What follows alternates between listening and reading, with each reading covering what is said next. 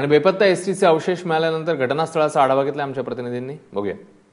Indian नेव्हीचे जे जवान आहे, इंडियन नेव्हीचे जवान सुद्धा आता या ठिकाणी सज्ज झालेले आहेत।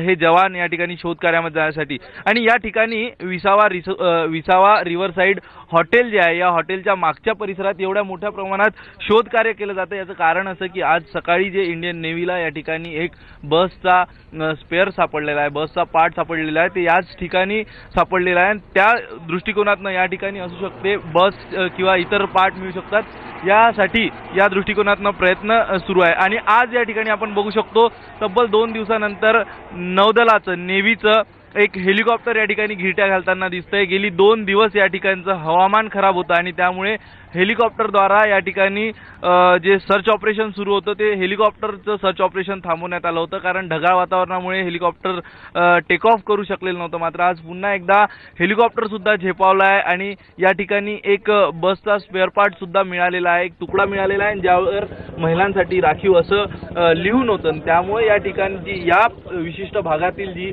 शोध मोहीम आहे विसावा रिव्हरसाइड हॉटेलच्या, त्या शोध मोहिमेला गती देण्यात आली आणि संपूर्ण जे कॉन्सन्ट्रेट या ठिकाणच्या मोहिमेवर या ठिकाणी कॉन्सन्ट्रेट करण्यात आलंय या शोध मोहिमेला। आणि या ठिकाणी आज सुद्धा जवानाला या ठिकाणच्या सगळ्या शोध मोहिमेमध्ये असणारे इंडियन नेव्हीचे जवान आहेत, कोस्ट गार्डचे जवान आहेत, स्थानिक नाविक आहे, एनडीआरएफचे जवान आहे, सगळ्यांना आज एक आशा आहे की आज या ठिकाणी नवतंत्रज्ञानही वापरले आहे। सगळ्या दृष्टीने प्रयत्न करून आज या ठिकाणी काहीतरी हाती लागेल हीच अपेक्षा सगळेजण करत आहेत। अरविंद वारगेसह अक्षय कुडकेलवार, एबीपी माझा, महाड।